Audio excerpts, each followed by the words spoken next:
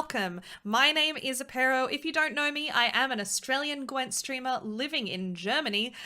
Here I've got for you the Skellige Beginner Challenges.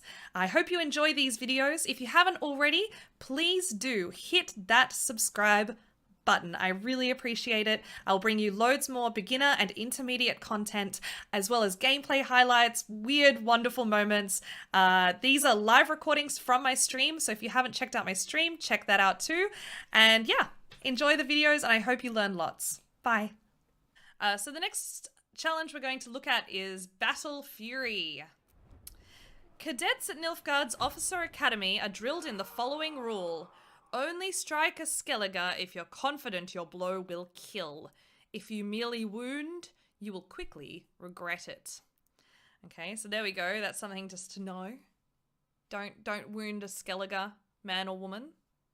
It gives us a little bit of information, about our opponent, Aethne, who is a Scoia'tael leader. Aethne and her units focus on using special cards. Destroy her units to stop this strategy in its track. Destroy units. Got it. And then we're reminded about Harold's ability, which is to deal a lot of damage to your opponents. Combine this with your unit's ability to defeat your opponent. So there you go. Just a little bit of information we have there. Okay. Let's get started and change back to our other screen. There we go. I respect nothing human. I respect nothing human. Bastards. You'll sleep when you're dead. All right. So yet again, we won coin flip. I foresee victory for you. Ooh, okay, interesting. So this is a fun card. This is called the Farseer. The Farseer is an elf unit worth 8 power, and she boosts herself by 2 at the end of a turn if any of the allies or units in their hand are boosted during that turn. So, basically what we can assume is that Aethne is going to be playing some units. Our Aethne opponent will be playing some units that will be boosting themselves, and in turn the Farseer will boost herself as a reaction to that.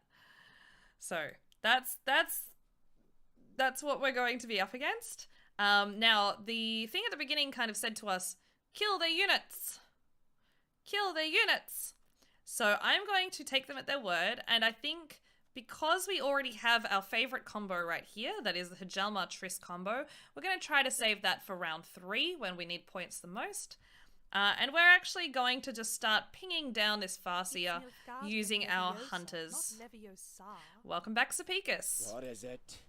Alright, so there we go. We're going to start by just pinging down this Farseer. So even if she boosts herself by 2 on their next turn, we can still kill it again. Or they could do that. Alright, so now they've basically played what's called a Swallow Potion. I'll show you guys the Swallow Potion. Swallow Potion allows you to boost a unit, any unit, by the way, be it on your side or the opponent's side, by 10. So they've just said, nope, no, I don't want you killing my Farseer. I'm going to boost it by 10. We do have a Scorch in our hand. Scorch is one of the most useful and dangerous cards in the entire game of Gwent. It destroys all the highest units. This is regardless of what side these units are on. So right now, the highest unit on the board, I've got a 6 and they've got a 15. So right now, Scorch would kill the Farseer for 15 points. Now, here's the thing that a lot of newbies don't get. If let's say that Farseer were worth 6 points, and my hunter here is worth 6 points, if I play Scorch, they are both destroyed. This is called self-scorching, and it is a very, very common thing for beginners to do. Not even always beginners, to be honest, and it is a bit of a rite of passage in the world of Gwent. So if you do it, don't feel too bad about it. We've all been there.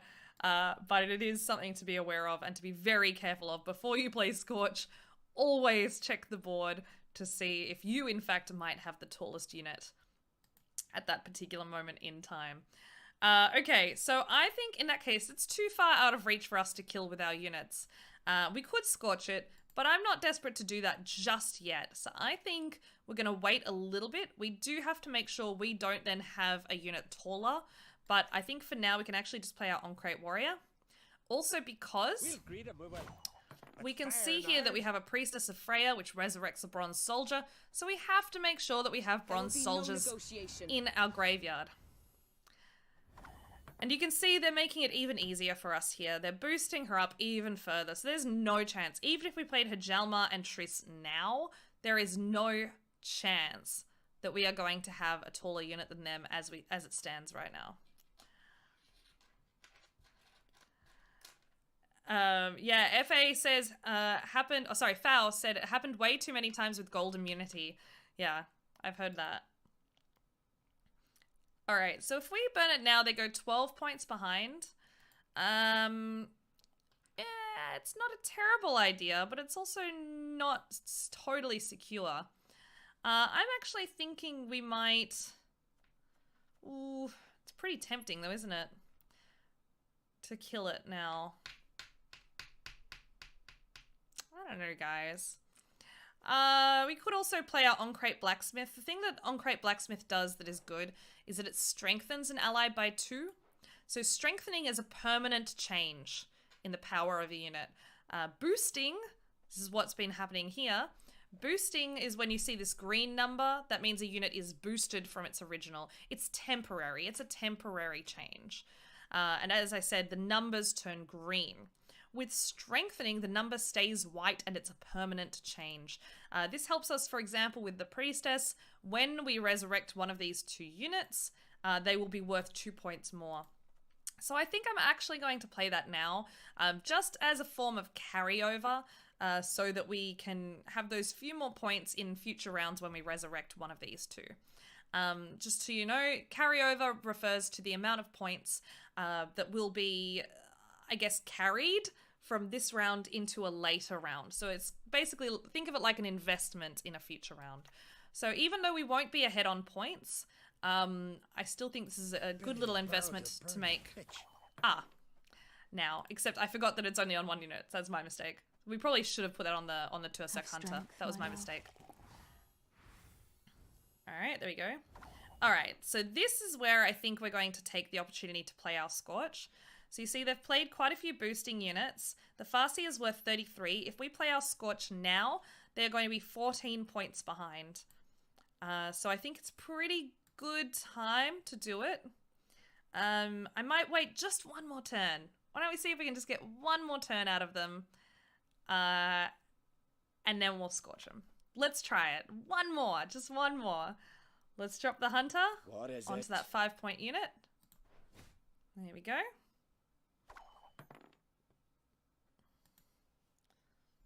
Let's see if we can... Yes. Here we go. That would fit perfectly. Great.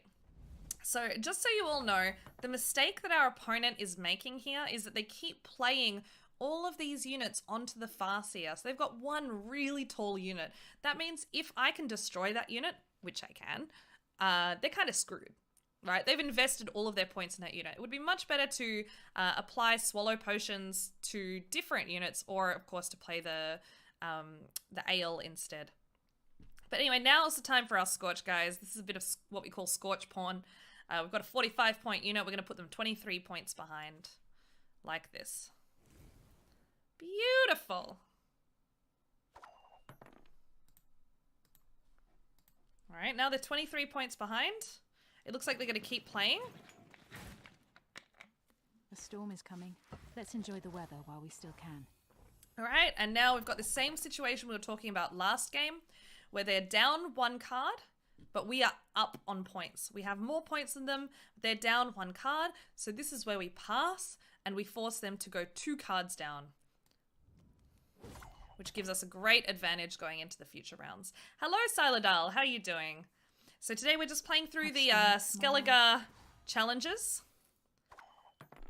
The beginner challenges, so that we can put them up on YouTube and hopefully help out some newer players. So if you're a newer player, this could be great for you. I'll also be covering pretty basic ideas, terminology that is brought up pretty regularly in Gwent. So hopefully that will help some people out as well. All right, great. So now we have 2 priestesses, which means the fact that we have, well, actually 3 soldiers in our graveyard is even better. Okay, and so they've passed. They have decided not to play into this round. So now we can choose what we play here. And actually, the lowest value thing we have is the on-crate warrior here. Let's have a little look. So what I'm interested in here is Holger Blackhand. Holger deals 6 damage, and if the unit is destroyed, it strengthens the highest unit in your graveyard by 3. So the highest unit that we have right now is this 14-point on-crate warrior. So I think we can save him for round 3, and we can use him to destroy one of their units and have an even bigger resurrection with the Priestess of Freya. That's how we're going to try to play this. So we're going to play the on-crate warrior here, just get out that 11 points. Skellige! And go into round 3. Easy. So here you can see, when you win round 1 up 2 cards, you have a great situation that occurs here. Even if they dry pass round 2, like we just saw, we have 8 cards and they have 7 cards. We're going first, which means that here we have what's called first say, which means we're going first. We also have last say. Last say means that we are playing the last card in the round. So we now have first say, and I think we're going to do one of our proactive plays. That means either we play Geralt or Jutta. I think I'm going to open with Jutta here. May Freya choose the victor.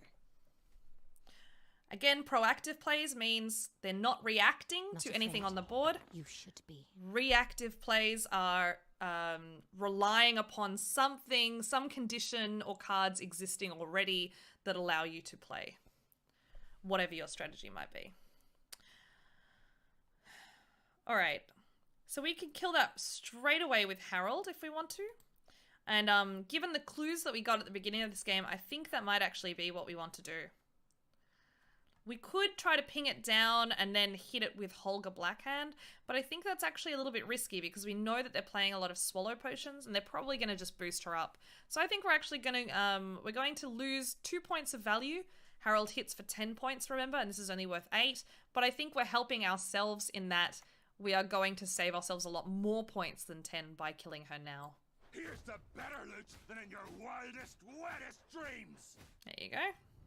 Goodbye, Farseer. So now you can see we're in a situation where we're 18 points up. We're 18 points up. We were. And on equal cards. That's a really nice position to be in. Alright, so now what we're going to do is we're actually going to resurrect one of the hunters.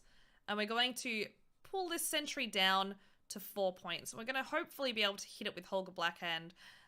We'll see. They might still boost it up beyond that point, but we can try. Bow before modern Alright, Freya. so we're going to resurrect the hunter here. And What we're going is to it? hit the sentry down.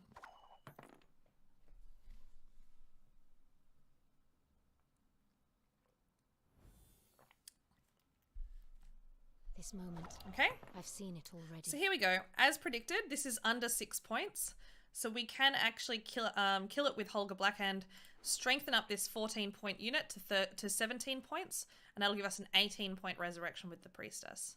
So let's do that. As for this Farseer, there's no way we can kill it at this point, so we're just not going to worry about it, frankly. Dibon!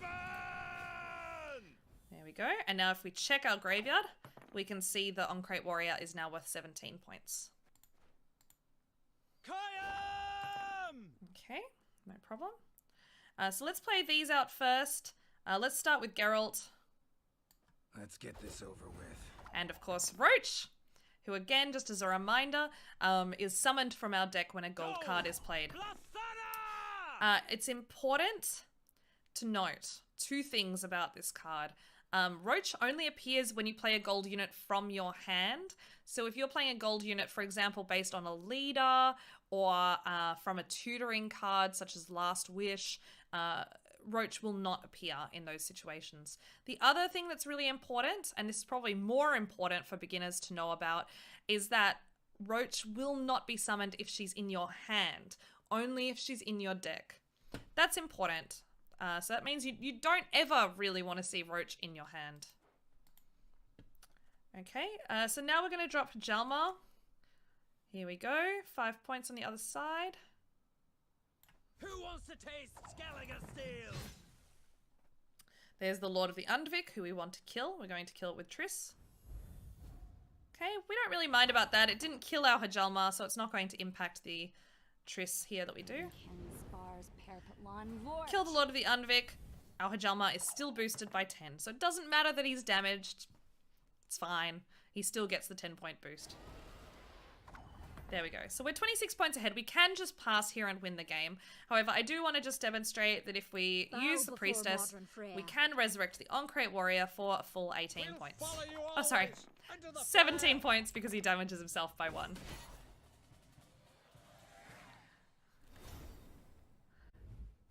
There we go. Hi everyone, me again. I hope you enjoyed this video. Please do hit that subscribe button and I hope to see you on my stream soon. See ya!